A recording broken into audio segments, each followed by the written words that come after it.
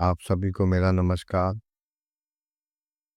पिछली रिकॉर्डिंग में मैंने बोला था कि अगले भाग में मैं गुरु पर विचार करेंगे।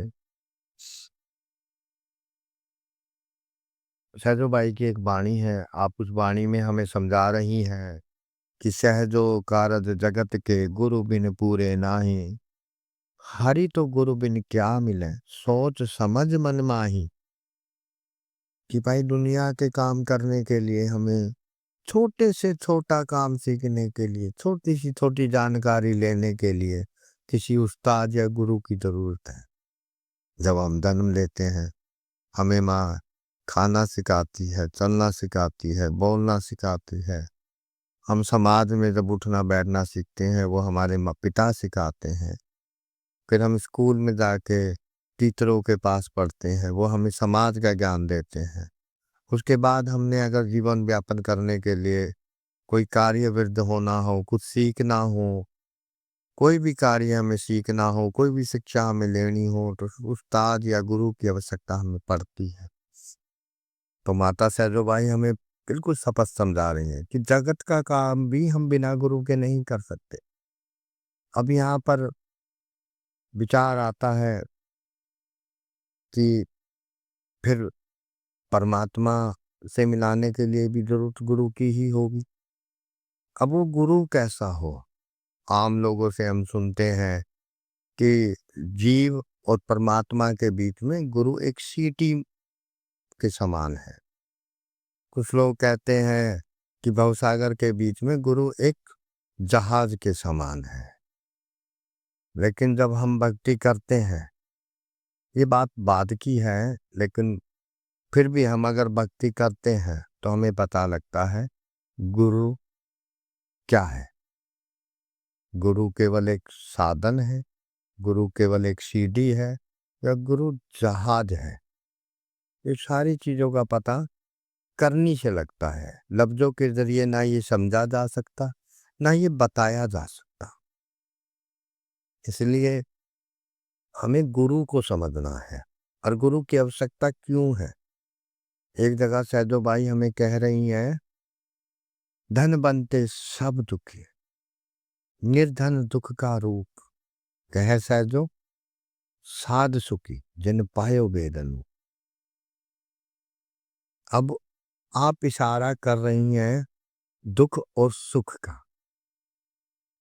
कि कितना भी धनी हो, कितना भी पैसे वाला हो, कितने भी संपन्न हो, हर वस्तु से संपन्न हो, पैसा हो, शोहरत हो, इज्जत हो, सम्मान हो, मगर फिर भी वो दुखी हैं। ठीक है, उन्हें एक आर्जी खुशी मिल जाती होगी, मगर कुरेद के देखोगे तो पता लगेगा कि वो कितने सुखी हैं। दुख उन्हें सता रहे हैं। देखो, जब लोगों के पास बहुत ज्यादा पैसा होता है तो कर्म किस तरह के कर बैठते हैं, क्योंकि पैसा होने से कोई सोझी नहीं आ जाती।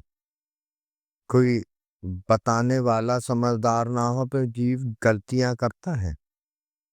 मन अपनी चाहते पूरी कराता है, क्योंकि वो भी अपने असल से बिछड़ा हुआ है। अब मन के साथ लग के क्या क्या कर्म कर बैठते हैं, बाद में भुगतान देने के लिए नरकों में भी जाना पड़ता है। सुख नाही रे हरि भक्ति बिना। कहाँ सुख है भाई? कहाँ? भोगों में, ऐशों में, इज्जत में, वाहवाही में, सम्मान में। अगर ऐसा होता तो फिर राजे महाराजे तो बड़े सुखी हो जाते, सेठ साहूकार तो बड़े खुश होते। लेकिन वो अपने मन की शांति के लिए क्या कर रहे हैं? मन की खुशी ढूंढने में लगे हैं। अच्छा भोजन खाने से शरीर को सुख मिल सकता, मन की तृप्ति कुछ पल, कुछ समय की हो सकती है,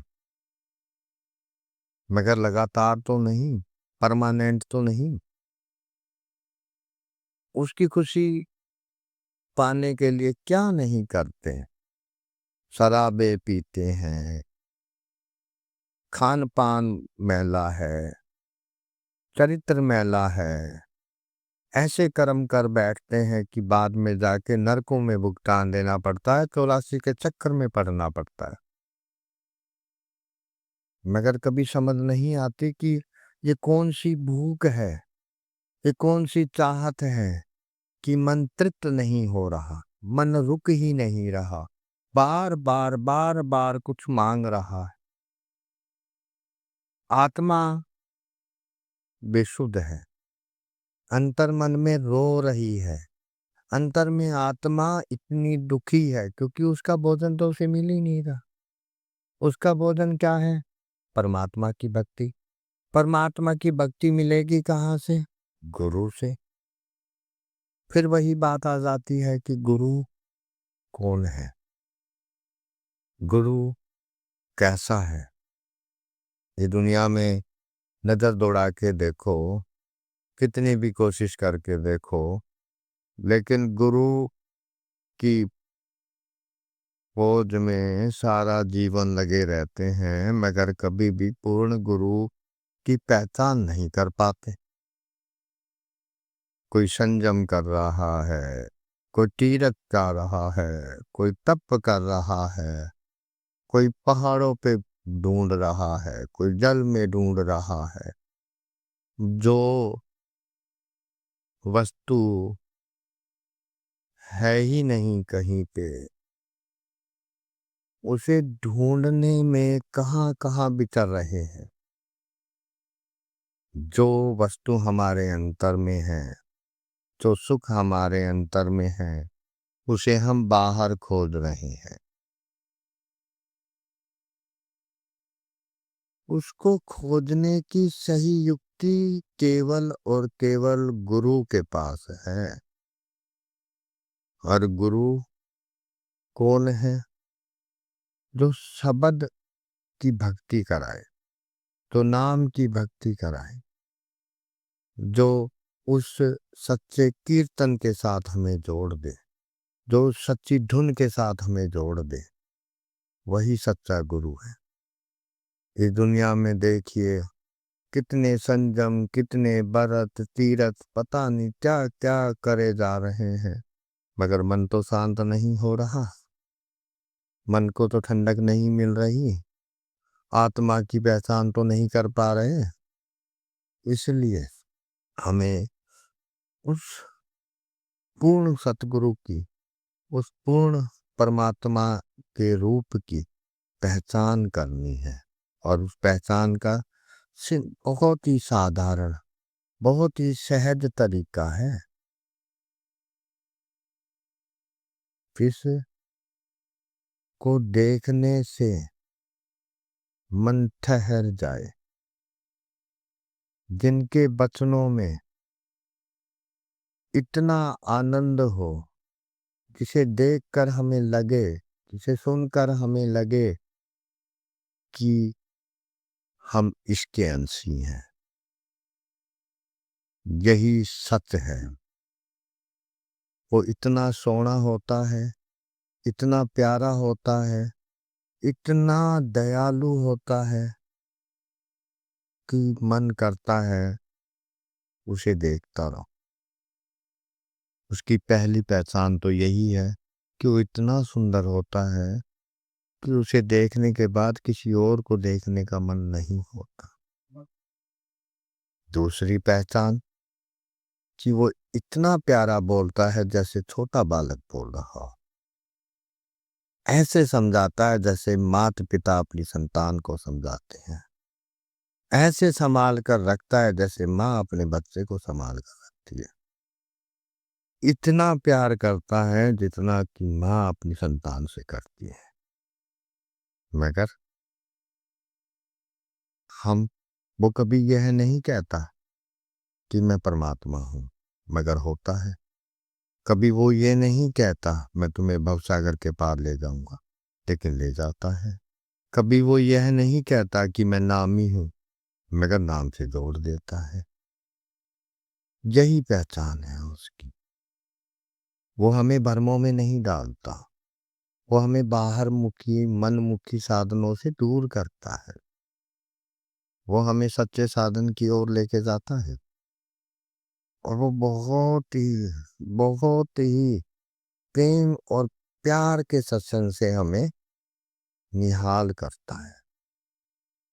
उसके सत्संग में ना कोई कथा होती, ना कोई कहानी होती, और वो अपने सत्संग में हमें अंतर्मुख होने की प्रेरणा देता है।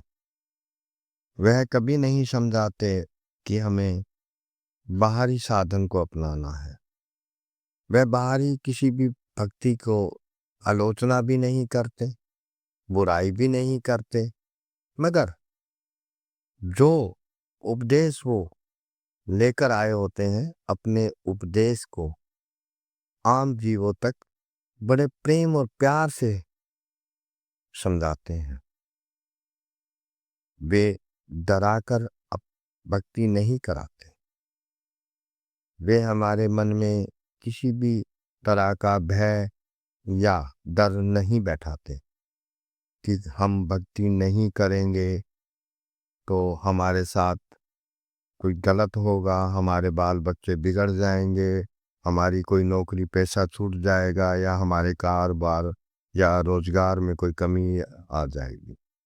वह हमें समझाते हैं कि भाई, मालिक का सही भक्ति करने का साधन क्या है। और जब हम उनके बताए हुए मार्ग पर चलते हैं तो धीरे धीरे हमें भी यह अनुभव होता है कि हम उस परमात्मा की जो भक्ति कर रहे हैं उसका क्या प्रभाव है। धीरे धीरे हमारे मन पर से, हमारी आत्मा पर से वह जो हमारे कर्मों के गिलाफ चढ़े हैं धीरे धीरे खत्म होने शुरू हो जाते हैं। इसलिए हमें उस परमात्मा को पाने के लिए सतगुरु की ही खोज करनी है। और दुनिया के अंदर सबसे दुर्लभ अगर कोई वस्तु है वह है पूर्ण गुरु, पूरा सतगुरु। आज हम कहीं भी नजर उठाकर देखें तो हम पाते हैं कि अनेकों महात्मा हमें उस परमात्मा की ओर प्रेरित कर रहे हैं। लेकिन हमें भी ध्यान करना है कि वेदों शास्त्रों में लिखा हुआ मार्ग कौन सा है, संतों और महात्माओं ने जो हमें समझाया वो मार्ग कौन सा है। इसलिए हमें दो मार्ग वेद शास्त्र बता रहे हैं, दो मार्ग संत बता रहे हैं, उसी मार्ग पे चलते, उन्हीं वाणियों को समझ के पूर्ण गुरु की खोज करनी है। यही हमारा उद्देश्य है, यही हमारा लक्ष्य है। एक जगह वाणी में आता है, हर तो हर जगह बस, हरिजन मिले न कोई, जिन जन को हरिजन मिलो, तिन हरि ते मिलना होय। कि अगर हमें गुरु मिल गया तो हमारा जीवन का आधा लक्ष्य पूरा हो गया। उसके बाद कुछ बाकी नहीं रहता, सिर्फ उनके बताए मार्ग पर चलेंगे। बड़ी ही सरलता, बड़ी ही सहजता और बड़े ही प्रेम के साथ अपने जीवन का उद्धार करके हम उस परमात्मा में विलीन हो जाएंगे। बस आज इतना ही। बाकी जब गुरु प्रेरणा देगा आपके लिए आगे फिर प्रस्तुत होंगे। नमस्कार।